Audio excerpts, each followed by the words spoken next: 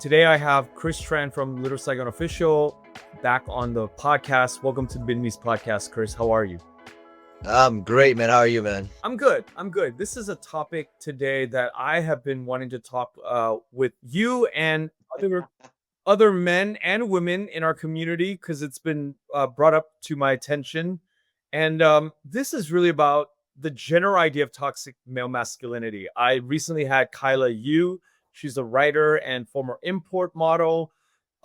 She talked about this idea of fetish and preference, and it falls in line with all these things about the male gaze, the way we look at the world. And you're probably going to be one of many people that I talk to in this series of examining the role of Vietnamese men in the community, both in Vietnam and obviously in the United States. Well, see, and I'm familiar with Kyla because I grew up in the import scene. You know what I mean? And I was there before there was import models, Yeah. and I can tell you how that kind of went about through the stages of how what you call a simp now and what a man was, you know, ogling at these girls, waiting in line to get something signed, taking photos. Back then, the photo thing was a whole different game. And to talk about masculinity, there was the guys that went to the car shows, that went for the cars. They didn't give two shits about those girls, right? And then there's the guys that didn't give a fuck about cars. They only gave a shit about the girls. Wow, it's an interesting dynamic.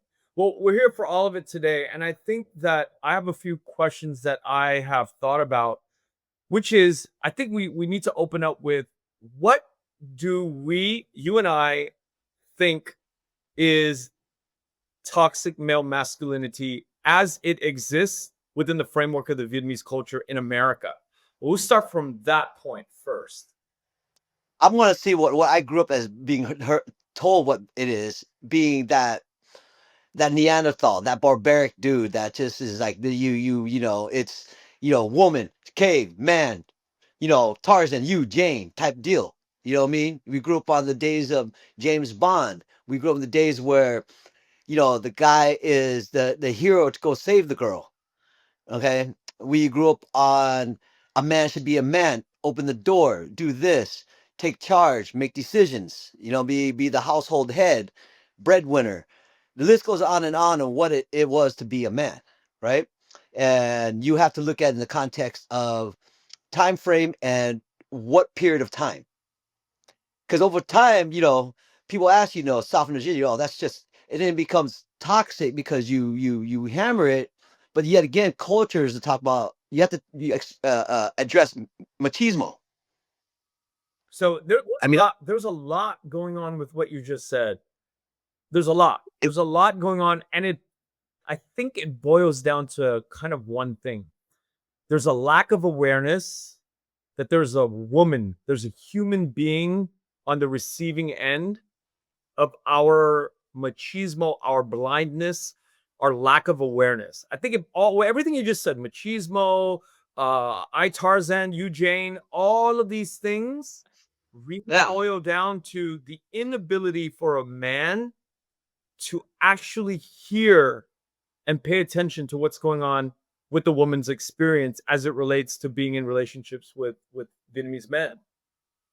Well, obviously, because nobody want to be objectified, right? Being a piece of meat, being a property, being any of that sort. But there's also the people that like, okay, they're not a piece of property, but you're my love, you're my person, you're my partner. Okay, you might not say piece of property, or you're just that well connected. Is my body my property? But now you say we are one. If we are one, we make decisions as one, but what is the dominant part? You know what I mean? So it's and then there's a different psyche to it. But like I said, throughout the years growing up from a teenager to now and knowing being, trying to date, trying to do the right gentleman, trying to be not to be a man, all that comes into play, right? Because you were taught like what a woman wants. And who put that out there? Yeah. I did this interview with a family a few months ago for my private service of interviewing families, right? And the father was like 85 years old and brilliant man, really smart, was in like the upper levels of government in Vietnam, in the South Vietnamese government. And we had like a 2 hour, 3 hour interview, and it was horrible. I mean, it was great, but horrible at the same time. He admitted to like being very strict and everything. And then the kids would tell me that it was a actual horrible experience growing up with him. So I knew all the pieces, and I said to the old man, like the older gentleman, I said to the dad, I said, looking back on those last 50 years since 1975 and moving, and the kids are in their 60s now, he's in his 80s. Would you have done it all over again? And what he said surprised. He said, I would trade in a heartbeat. That's why I'm doing this right now. That's why I'm in this episode with you right now. The the father said in a heartbeat, because nobody wants to talk from him. They've all lost the trust. They don't believe him. And he doesn't know me from, from anybody. It was just one on one. And he said, they don't trust me anymore. They're all afraid of me. They think that I'm a dictator, which I was, but I'm changed, but they'll never be able to see the new me. My God, that really hit a chord inside of me. And I'm starting this conversation. It really started with you and me before I interviewed Kyla. But I'm Yeah. beginning to see now that this idea of men not being aware of women's sort of thinking, I'm guilty of this 100%. I'm like trying to deprogram and trying to be more aware and trying to be more alert to, because it's hard for me to even pay attention to my boys, what they feel or what they're thinking, right? Or the only time I'm like really wired in and tapped in is during podcasts when I I am listening because I'm in the podcast. But outside of this, my natural tendency to listen to my mom, my daughter, my girlfriend, partner, my ex-wife, like all of it is like, I think we are conditioned as Vietnamese men to like not pay attention to this. I've been accused of all that and more. You know what I mean? Not paying attention, neglect, this, like head in the clouds, focus is like ignoring them, whatever the case might be, that's all runs true. And going back to your gentleman, he inflicted what he thought was right as a regimen, how to be a man, how to control your household, how to have rules and structure. Okay, but then when the times when we evolve as people, and now living into a different culture and society where inclusion and diversity is a big thing, where equality comes into play, where the women is revered, especially our Asian women, where they held up a lot of stuff. They were expected to do a certain thing, but then also men were expected to do a certain thing. So as time progressed by, now the kids have grown up here, sees, now old versus new comes into play, right? The old school way, back in the day, or in our country, what I mean? All that we used to hear a lot. I don't care if you watch an old Godfather movie or just kind of Once Upon a Time. So the thing I ask from anybody younger or asking us to is, we need to unlearn a lot of years of what we learned. It's not going to happen overnight. The conditioning was there, right?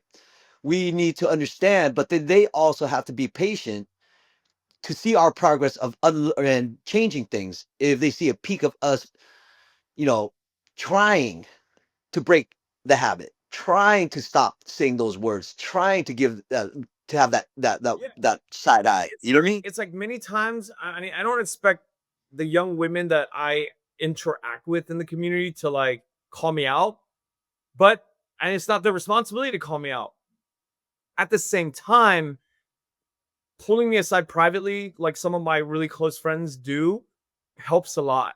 And I do ask the community that if they do experience toxic male figures the way that I've behaved in the past, to come talk to me and to really like put it out there and say, you know what? I don't feel like I'm being heard. And I will do everything in my power to like sit and listen, no matter how difficult it is, and listening and not saying but.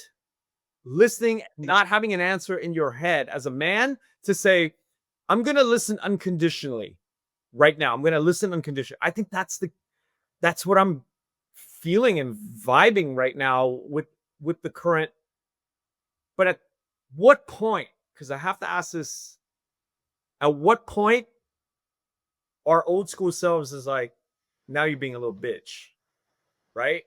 And That at every point, if you can't conform to what they want, you are okay. If you're going around your boys telling this right now in a little powwow, yeah. we're all gonna call you little bitch.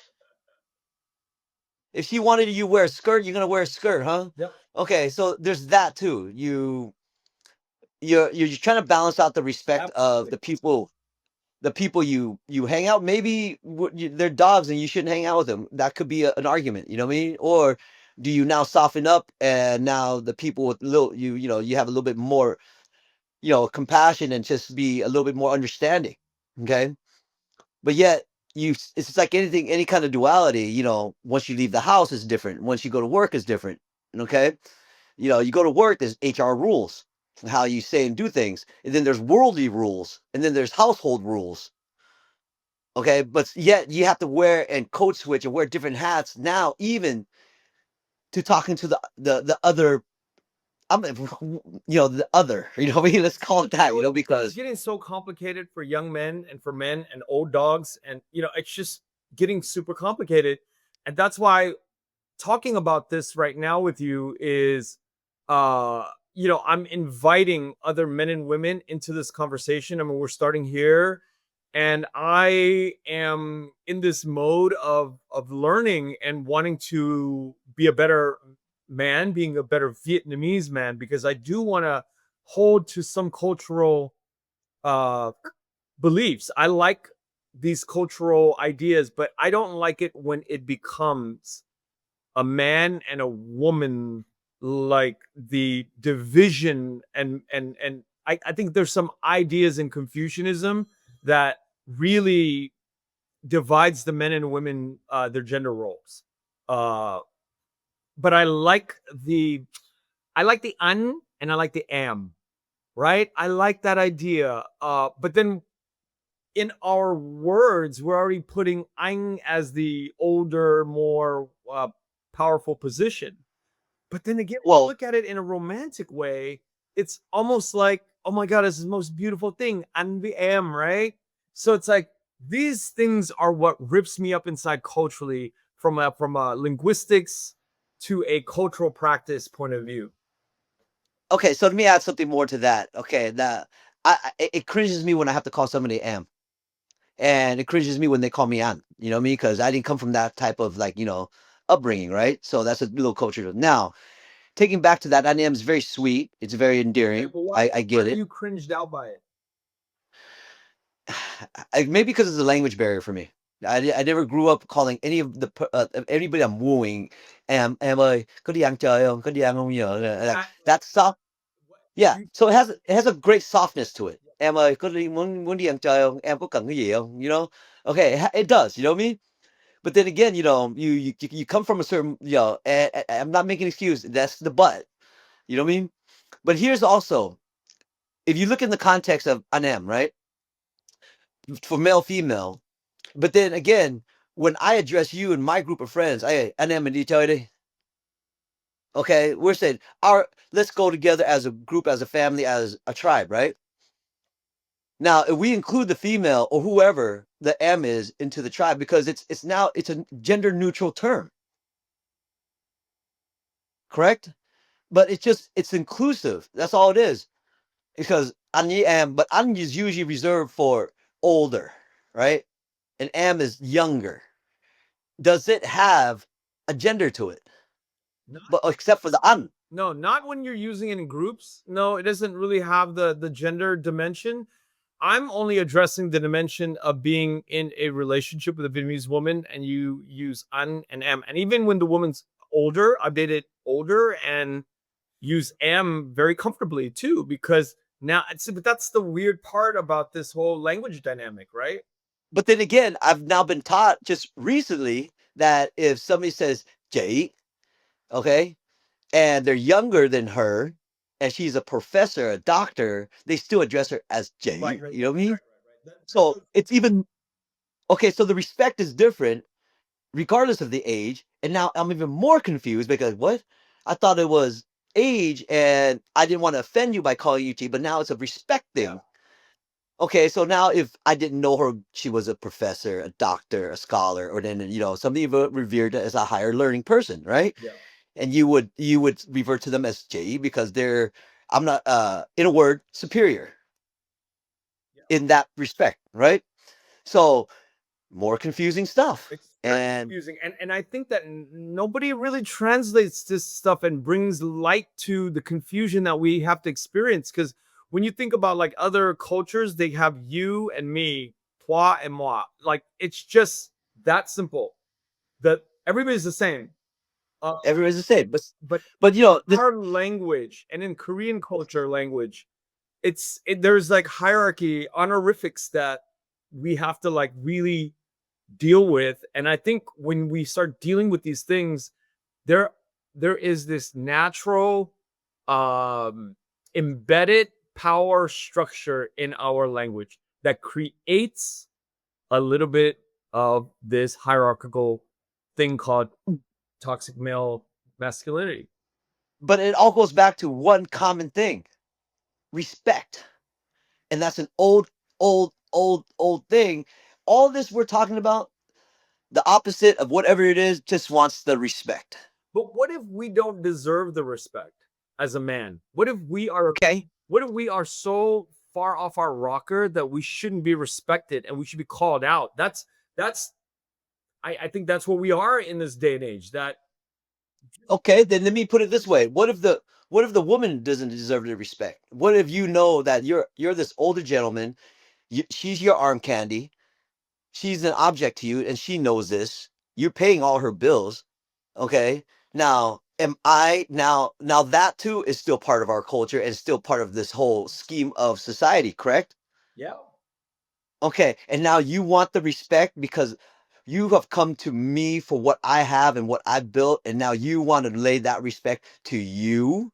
I And when I think that what that framework is very binary. I don't think that 100%, but I'm just giving you like, but there's subtleties to all of that. They if there even is, if there's an let's just bring it all on the table because it's very confusing. even if there's that kind of arrangement, I still think that there's two human beings that deserve to be seen as human beings and not objectified in either direction. Like I'm a provider, 100%. a piece of meat. I think it has to. There's two human beings here that have feelings, and I think that reducing it to what an object and a provider of that object, it's just. I think we're losing humanity when we put it. Well, look, right now with the days of like social media, everybody's really shallow about how they look, how they appear as your physical attributes. You appear as your financial, everything is appearance and optics, right? Yeah. Okay, everything. It's all about that. No matter how you want to, frame it, everybody wants to appear a certain way. So, and now we gather all this, the respect, the etiquette, the how you address people. Now we're going back to toxic masculinity, and it's so easy to accuse us of being toxic. But in what reference are you doing it? You know, oh, Okay, let me you let me answer that real quick. It's a really big catch all to me. Is the woman being heard, or is the man using his position and power to trample over her voice? Now, it gets complicated because in the workplace, it's clear like there has to be a boss. In the military, there has to be a boss. If the woman is your boss, then the woman is your boss. Simple. And at home, the lines are blurred, right? And that's the hard part. I think it's simple. Are we listening to each other? Or are we saying, no, I'm the dad, I'm the father, and you're listening to me because I'm the man? Or is it implied or is it inferred that I make the money, you need to listen to what I make more money, and you need to listen to what or a woman could do that too. A woman could be like, you know what? I make more money, so I get to call the shots. That I think is also toxic female. That's a toxic female way to look at things too. and, and see again, it goes back to all of it. But that's why sometimes I like the word partner. better than the framework of husband and wife. husband and wife, matrimony. You're bounded by something, and if you find a partner that, let's say any kind of partner, a business deal, this where equal weight holds, you balance it out. She makes more money, you do more work. At times it flips roles. We have role switching, right? But it's not looking down. Let me hold it up, babe. Okay, okay, take care of your business, get right. And it could go either way at any time in life. Okay, when the man gets hurt, woman has to step out of the household and work. She still has a skill set, or vice versa. I'm better at, your career's better. You make X, I'll take care of the kid. I mean, however you want to look at it. That's why when I see the word partner, I found that more of an equal. But then it doesn't sound romantic. It doesn't sound anything. It doesn't sound like it's traditional. But in the context of two unions that want to see eye to eye and share a common goal in life to further this and scale this life. I'll look at it as a business. You start out small business, you grow to a sustainable business, you grow to a thriving business. And if I look at a relationship the same way, where it's a small business when you meet and have all these grand ideas of like, things, and in the middle of it, you're struggling to get it there, you sustain it where everything's now honky dory, okay? And you guys have all put in hard work to build this thing.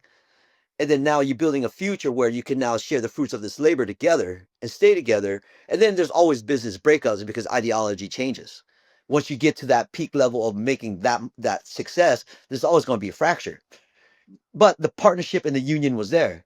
But in the context of marriage, a couple, that type of union where it's just implied what culturally what a man and a woman should be versus a partnership, right? So I don't know. Maybe I have to view it in all kinds of different angles to get to the grasp of it because, like me and you, we're talking about this because we want to learn. We're talking about this because we've been accused at one time or another of this. We talk about this because we don't want to alienate and offend. That's why we're having this conversation for us to learn. Now, if people in the comments and other stuff want to add to this so we can discuss it, and if a female wants to add why certain things are toxic to you and not to other, if you're a very independent woman, you don't want nothing a man to do anything for you. Cool. If I understand that, you don't want me to open your door, don't want me to buy you anything. I got my own shit. Just stay in your lane, right? The problem is, Ken, I don't know where that lane is, and that's what we're trying to figure out. I think that at the end of the day, somebody is not being heard, and There again, it's mostly the woman, mostly the daughters, not being heard by their parents, but because it goes in, you know, the weight of this goes onto the man. So the question is, why? Why does it go down to the man? because that's how Confucian society is set up, man. They value boys. Why is China in shortage of women? Because in that one child policy bullshit, they literally drown baby girls because they don't value lives of women. It all goes back to that root of valuing men more than women. And so it's embedded within our culture. It's ingrained in the culture from Asia. Uh, so we need to, in the West, as a result of like having to face this paradigm of men being more valued in the culture, we need to do better. That's what I'm saying. We need to start now. We need to start these conversations now, and we need to do better. And we need to start bringing professionals into our environment and saying, okay, we understand that there's this dynamic. Men are like put on a pedestal in the Asian culture. Men are the quote unquote the head of the house. And I think in this Trump administration, a return to this stuff is actually happening. Well, and that's one of the things, like the optics of what it is to be a man, right? That's what we're getting crushed. The like, how do you present yourself as a man? You know what I mean? Even in this political climate, in the social climate, where let's just talk about political, like you brought up the Trump admission when the male masculinity of all the guys, like, the Andrew Tates, the Joe Rogans, How to Be a Man, the MMA. Rogan, they're all Okay, so and to me, sometimes I listen to this shit, and that's super toxic. But then, if everybody's subscribing to it, is now who's wrong when the majority wants it this way? And when I say majority, I'm not telling everybody. It's just I'm confused now. All of a sudden, that won the day,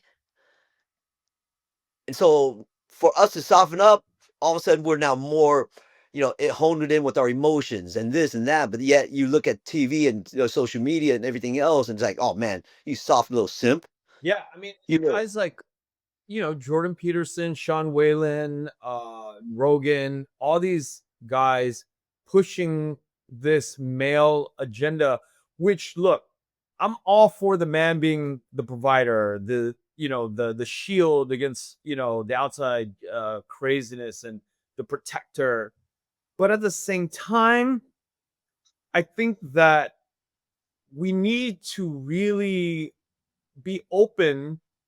Our ears need to be open to our partners, our wives, our daughters, the females that are around. But look, it even extends beyond that, because what we think is like alpha males and beta males. And so I think men who are observed to be alpha and to be strong men should be listening to everyone. That's I think that's it. Listen intently, listen with intention, and listen with an understanding that there is literally another human being on the other side, really wishing that they can connect our thinking and our thoughts together. And I'm guilty of this, and I'm working on this, and I don't want to swing the pendulum to where I'm completely like listening and no action and just like, listening, yeah, but I want to but be. but we're also balancing out being emasculated. Well, that You know, that's that's the second half of this, right?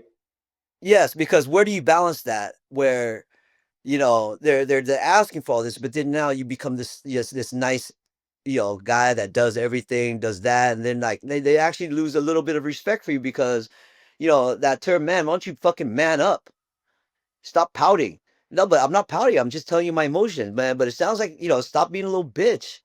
Get over it, right? So there's a balance of understanding on both sides of this because I've seen, women attack dudes for, being just a simp, and they're calling them simps, and that's the attack on the male. So if toxic male masculinity, what's the opposite end of that to the other side?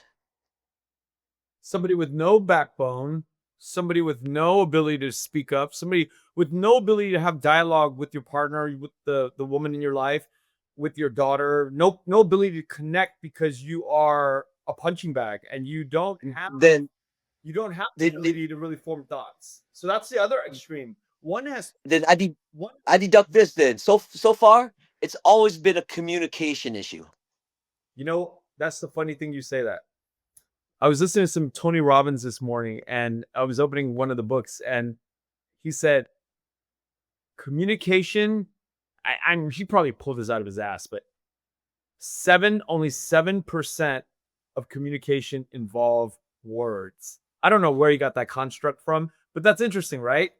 When you think about it, okay, the fact that the way we look, the way we fold our arms, the way we're calling our daughter's name, the way we are looking without moving our facial features, all of these things can instill the fear of God in our children and our wives.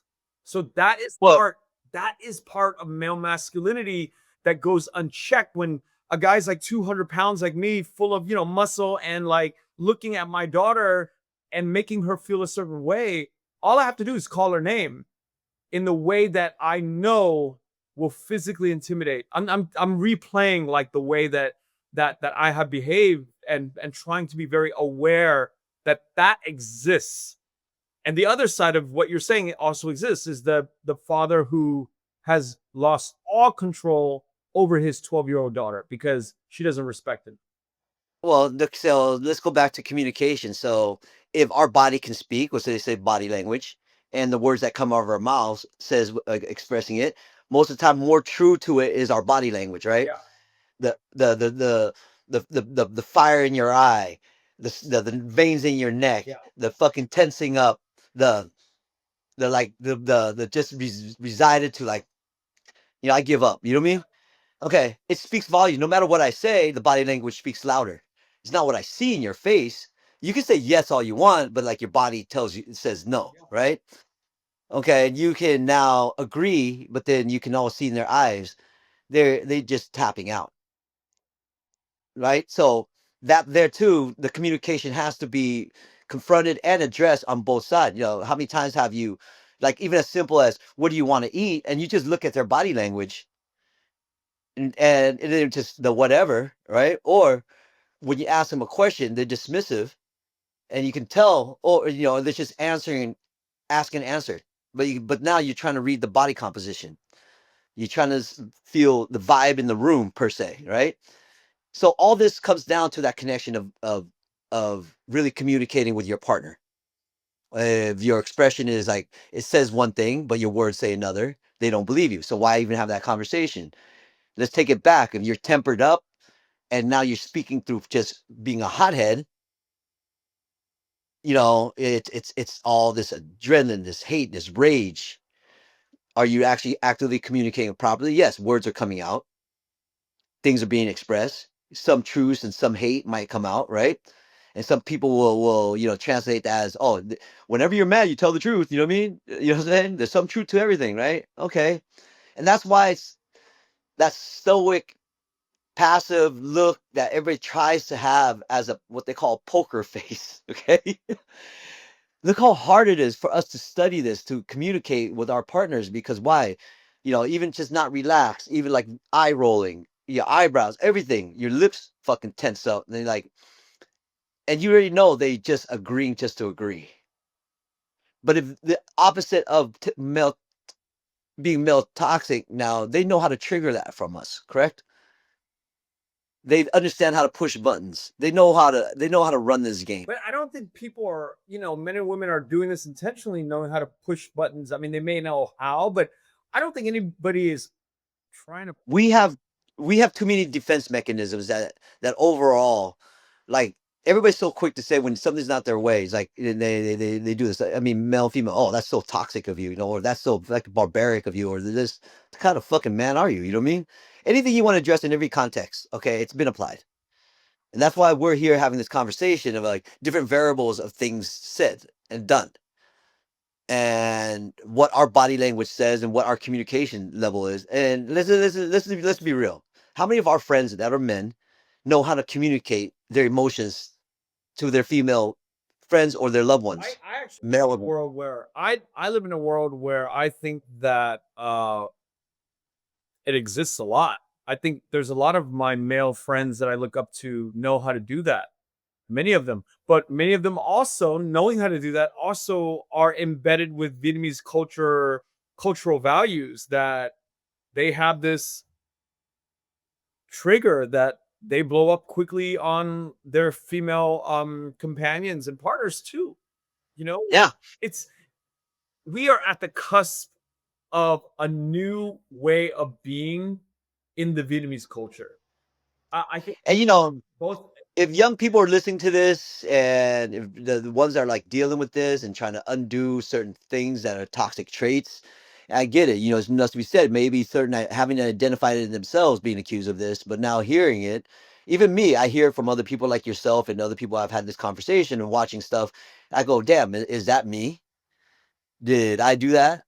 Am I guilty of this? How do you? I mean, then now the process of undoing that muscle memory of knowledge, that trigger, that thing that you react to, it doesn't happen overnight.